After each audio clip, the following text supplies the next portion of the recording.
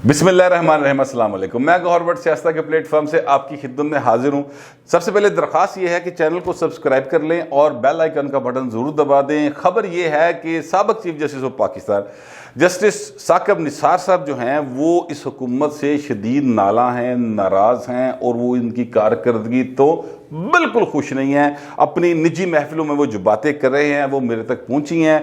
मैं भी लो रही हाँ, वो भी लो रही है, तो फिर आपस ही किसी ना किसी थां ते कोई ना कोई कनैक्शन रल जाता है। एक दो दोस्त जो उनके करीबी हैं उनमें से किसी ने मुझे भी बात बता दी है, तो ज़राए के मुताबिक वो चीज़ें मैं आपके सामने रखना चाहता हूं। लेकिन उससे पहले मैं आपसे अर्ज़ करूं कि ये जो ऑडियो लीक्स हैं जो अहमद नूरानी साहब ने अमरीका बह के शुद्धनी छड़ी है ना, ਉਹਦੀ गूंज पाकिस्तान च गूंजी जा रही। वो तो ਉਹਦੀ गूंज मुकती नहीं पई। वो मुझे एक फिल्म थी, कर्मा फिल्म थी, उसमें वो कहता कि ये तुम्हें थप्पड़ की गूंज हमेशा याद रहेगी। तो जी लीक्स की गूंज है ना, वो इस वक्त सारे हुकूमती ईवानों में और अदलिया के ईवानों में, लोअर जुडिशरी चले जाएं आप, बार में चले जाएं आप, किसी थड़े वाले के पास बैठ जाएं, सारे के सारे वो पूछ रहे हैं कोई गल सच्ची है कि गलत है।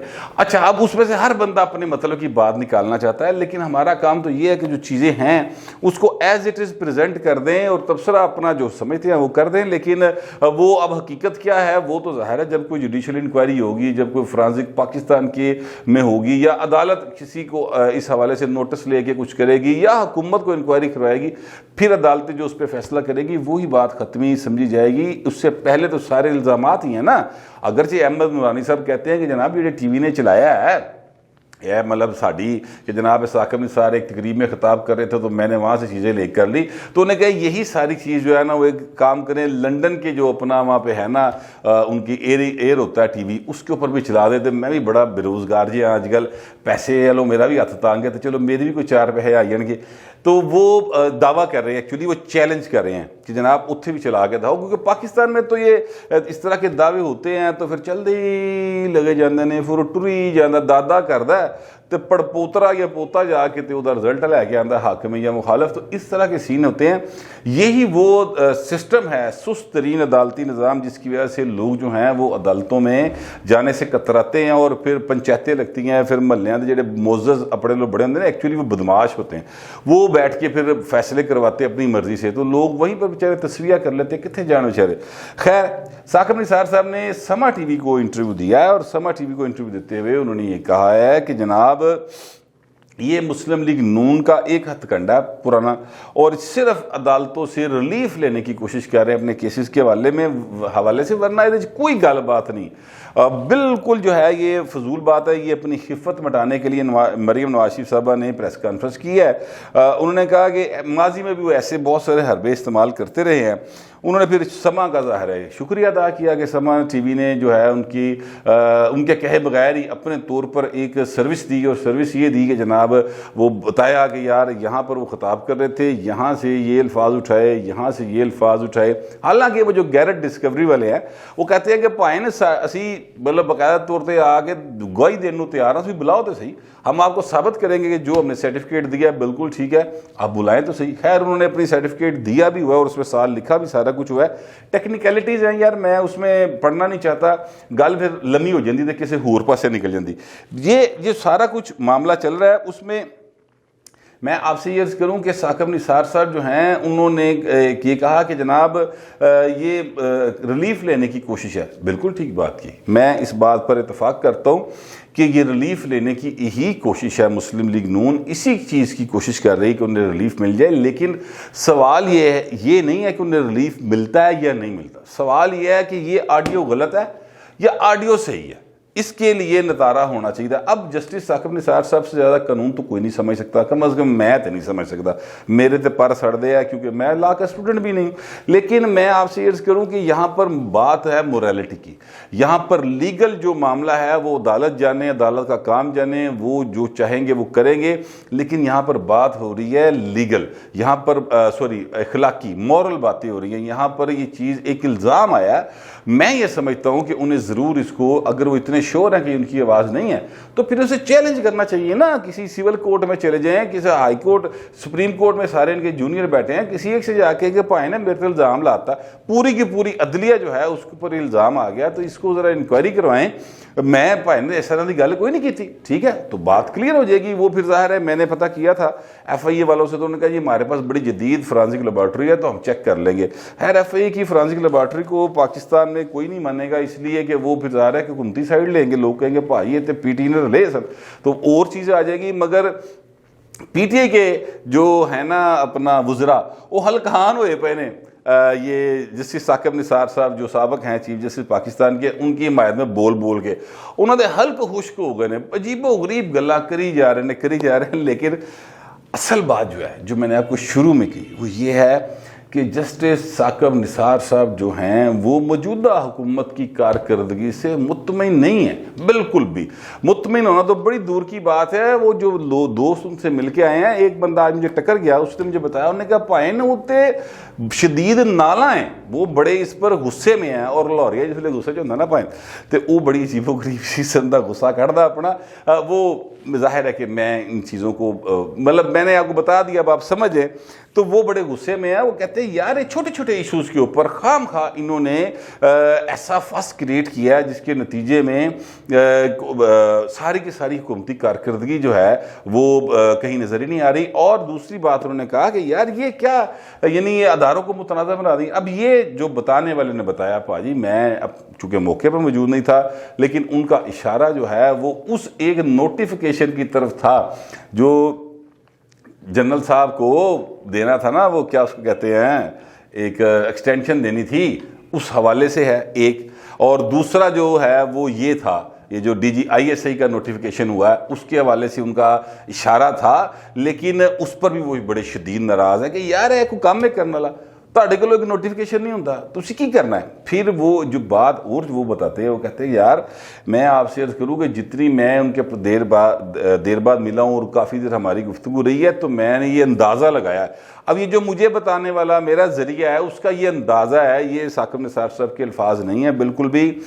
وہ کہتے ہیں کہ جناب یہ ثاقب نثار صاحب کل الیکشن ہو جائے تو وہ پی ٹی نے ووٹ نہیں پائے گا, بھائی اور جنہوں مرضی پائے, ٹھیک ہے. وہ کہتے ہیں وہ ان کو ووٹ نہیں ڈالے گا اس لیے کہ یہ وہ ان کی کارکردگی پہ اتنا شدید ناراض ہے.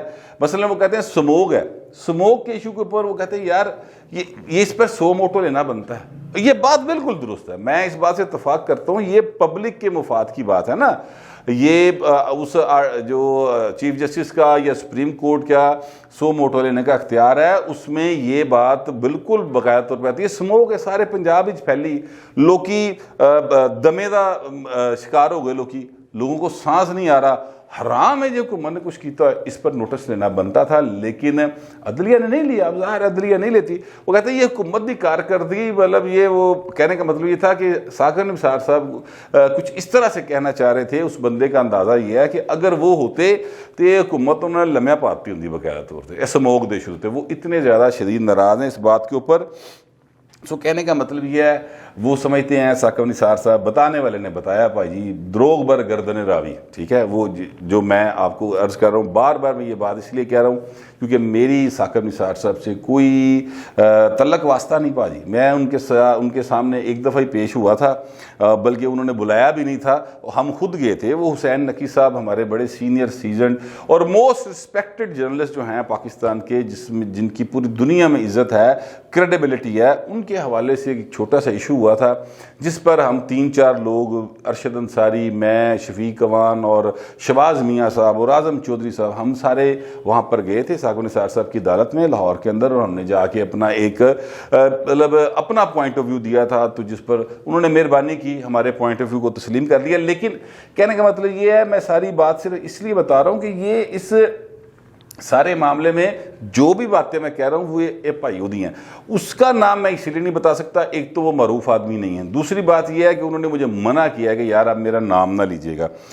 وہ کہتے ہیں جی ثاقب نثار صاحب کا خیال ہے کہ حکومت نے ملک کا بیڑا غرق کر دیا, پکڑ کے برباد کر کے رکھ دیا ہر سسٹم کو. جو بھی چل رہا تھا تھوڑا بہت لوگوں کو ریلیف مل رہا تھا انتظامی حوالے سے, مالی حوالے سے. وہ کہتے ہیں مہنگائی, بے روزگاری, اور پھر ظلم یہ ہے کہ مہنگائی بے روزگاری تو ہے، اس کو ٹھیک کرنے کی، اس کو ختم کرنے کی کوئی پلاننگ ہی نہیں ان کے پاس.